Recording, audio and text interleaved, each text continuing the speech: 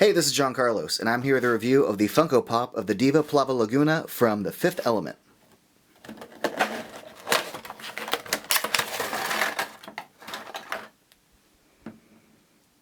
The Diva is in The Fifth Element for only a few minutes, but she has such a unique design, and her screen time is so memorable that I think it totally makes sense that Funko would make a pop out of her for this Fifth Element line.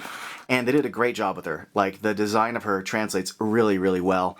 In particular, I just want to point out that her head sort of honors the general kind of pop head, which is like a rounded square shape when you look at the jaw and everything, nose and the eyes. But then you get to the back of her head, and it honors her character design as well. So it's a good blending of the two, of that like single twee-like nubbin in the back there and her little tubes hanging down the sides. Now, I do want to point out, because it's worth pointing out, that she does kind of offer a different kind of sizing to the rest of the pops in this series. She's slightly taller than all the regular ones, and her head is smaller and is positioned higher up where a neck would be. Like, her body is much taller than like Korben and Zorg's and all of them. So it's a smaller head, which gives her kind of a daintier appearance. I don't know, it's a little different. They didn't make her, you know, they've made littler characters before. I've never seen a character that's bigger and taller but also has a smaller head. So anyway, for what it's worth, there you go. Now, her actual head looks cool. Like, her eyeballs...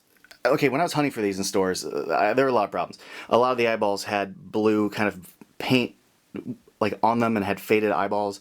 It was lousy. And then a lot of them, including this one, has like dirt on them. You can see it here. There's like, some of them had like a weird glaze painted on them, and some of them were just filthy. And sometimes the black paint got on these tendrils. Now, having said all that, this one turned out pretty good. Like, her eyeballs and eyelashes look good, and her forehead dirtiness isn't appalling, but there are some that are pretty lousy. Now, the black paint that follows the sculpt here, pretty good. Pretty happy with how that turned out. Her little dreadlocks on the side are clean, so I'm happy about that, and they're all plugged in properly. And the black paint follows the plugs pretty good, because there's some where the painting on them was terrible. Now, her body is very well sculpted. I just like the general pose they put her in. First of all, the shape of her dress, the way like it hugs her body looks good, tentacles in the back, and then her arm pose looks great.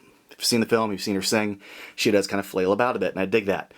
Going in for a closer look, I think they did a great job with these little gauntlets, these little cuffs on her arms, and the little sculpted texture to them. Same thing with on the back here. There's this little, almost like a xenomorph kind of sculpted design, and I think those details are good. The general black sculpt of this little thing around her hip is pretty good, even though the paint bleeds there. It's not that bad. So yeah, really dynamic character in the film, which makes for a pretty dynamic pop, and I think it looks great on the shelf. If you're a fan of Fifth Element, I think you're going to like this. I love there's a Diva Pop. I think she looks great. Despite my complaining, I'm happy with this. Thanks for watching.